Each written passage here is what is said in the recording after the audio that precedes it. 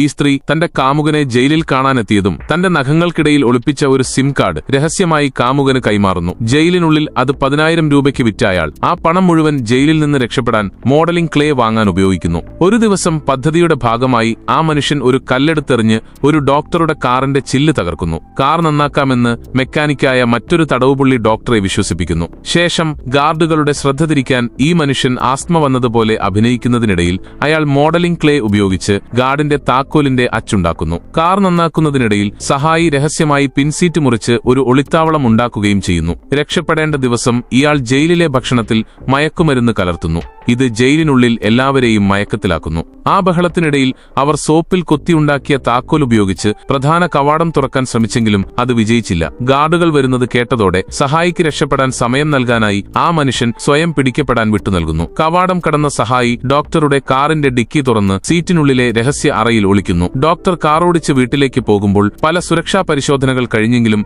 ആർക്കുമൊന്നും സംശയം തോന്നിയില്ല. ഡോക്ടറുടെ വീട്ടിലെത്തിയതും സഹായി സീറ്റിനുള്ളിലെ തുണി കീറി പുറത്തുവരുന്നു. അങ്ങനെ ആ സാഹസികമായ ജയിൽ മോചനം വിജയകരമായി പൂർത്തിയാകുന്നു. സബ്സ്ക്രൈബ് ചെയ്താൽ നാളെ കാണാം.